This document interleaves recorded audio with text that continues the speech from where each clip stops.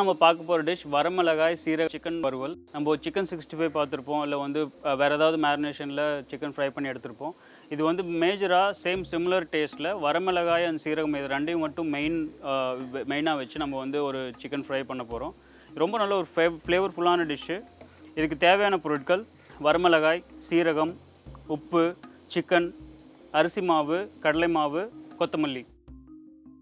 So எப்படி பண்ண போகிறோன்னா, நம்ம வந்து சிக்கன் வந்து போன்லெஸ் சிக்கனாக எடுத்துக்கிட்டிங்க அப்படின்னா வந்து இது நல்லா ஈஸியாக குக் ஆகிரும், ஃப்ரை பண்ணுறதுக்கும் உங்களுக்கு ஈஸியாக இருக்கும். ஸோ வந்து நான் ஃபஸ்ட்டு சிக்கன் எடுத்துக்கிட்டேன்.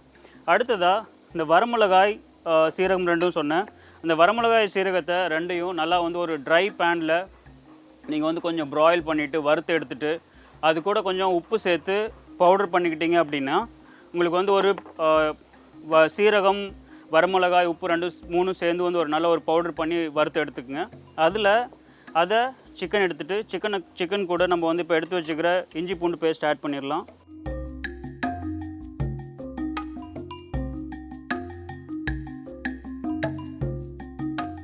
இஞ்சி பூண்டு பேஸ்ட்டை வந்து சிக்கன் கூட நல்லா மிக்ஸ் பண்ணிவிட்டு அது கூட தேவையான அளவு உப்பு சேர்த்துக்கலாம்.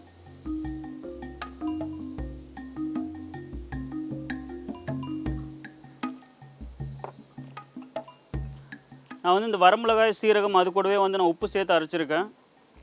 ஸோ அதில் இருக்கிற எக்ஸஸ் வாட்டர், நம்ம ப்ராயில் பண்ணும்போது ஒரு எக்ஸஸ் வாட்டர் வந்து அந்த உப்பு அப்சர்வ் பண்ணிடும் அப்படிங்கிறதுக்காக. ஸோ நம்ம அரைச்சி வச்சுக்கிற வரமிளகாய், சீரகம், உப்பு அந்த மிக்சரையும் இந்த சிக்கன் கூட சேர்த்துக்கலாம். இது பார்த்திங்கன்னா நான் ரொம்ப பவுடராக அரைக்கல, ஓரளவுக்கு வந்து ஒரு கோர்ஸாக உங்களுக்கு வந்து பார்த்திங்கன்னா உங்களுக்கு ரெட் சில்லிஸ் அப்படியே தெரியுது. சீரகம் லைட்டாக ஃபுல் பவுடர் ஆகாமல் லைட்டாக அரைஞ்சிருக்கு. இதெல்லாம் சேர்த்து நான் மிக்ஸ் பண்ணிக்கிறேன்.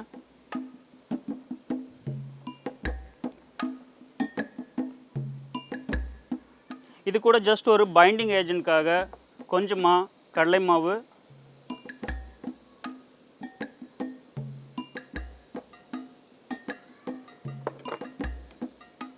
கொஞ்சமாக அரிசி மாவு.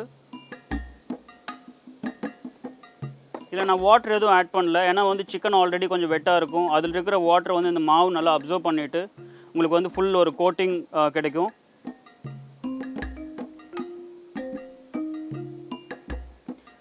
சிக்கனோட நம்ம அரைச்சி வச்ச பவுடர், அரிசி மாவு, கடலை மாவு எல்லாம் சேர்த்து மிக்ஸ் பண்ணி வச்சு ஜிஞ்சர் கார்லிக்கோட கடைசியாக இது கூட கொஞ்சமாக வந்து கொத்தமல்லி சேர்த்துக்குவோம்.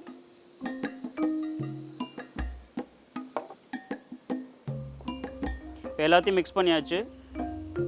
அடுத்ததாக இப்போ நம்ம ஃப்ரை பண்ணி எடுக்க போகிறோம். ரொம்ப சிம்பிளான டிஷ், அதே சமயத்தில் வந்து டிஃப்ரெண்ட்டான ஒரு ஃப்ளேவர்ஃபுல்லான டிஷ். இது ஃப்ரை பண்ணுறதுக்கு நான் வந்து கடாயில் வந்து ஆயில் வச்சு ஹீட் பண்ணிகிட்ருக்கேன். இப்போ ஆயில் நல்லா ஹீட் ஆகிடுச்சு. நம்ம ஆல்ரெடி வந்து எல்லாம் போட்டு மிக்ஸ் பண்ணி வச்சுக்கிற சிக்கனை வந்து இப்போ ஃப்ரை பண்ணிடலாம்.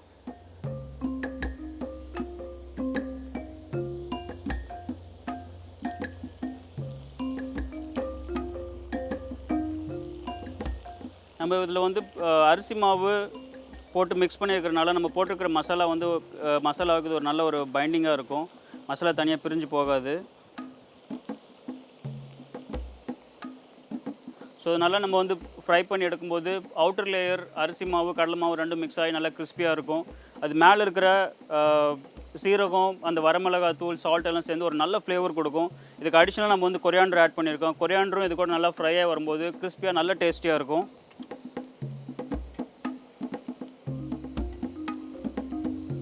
பார்த்திங்கன்னா நல்லா சிக்கன் உங்களுக்கு பார்க்கும்போதே தெரியுது, மேலே வந்து அந்த நம்ம போட்ட வரமிளகாயும் சீரகமும் மேலே சிக்கன் மேலேயே தான் இருக்குது.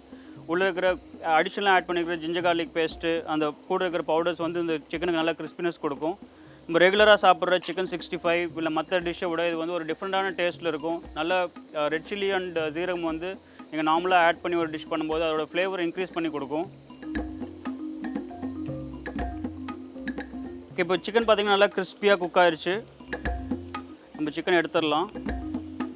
நீங்கள் எடுக்கும்போதே வந்து உங்களுக்கு தெரியுது அந்த கிறிஸ்பினஸ் க்ரன்ச்சியாக இருக்குது.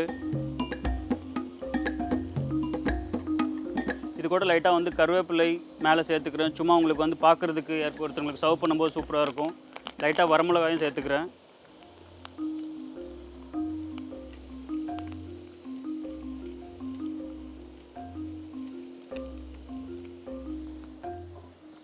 ஸோ சிக்கன் ரெடி ஆயிடுச்சு, எடுத்துடலாம்.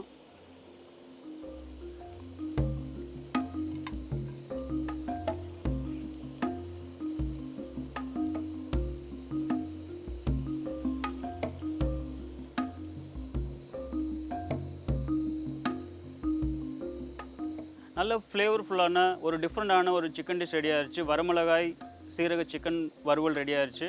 இதை ட்ரை பண்ணி பாருங்கள். ஃப்ளேவர்ஃபுல்லாக டிஃப்ரெண்ட்டாக உங்களுக்கு எல்லாருக்கும் பிடிச்ச மாதிரி இருக்கும்.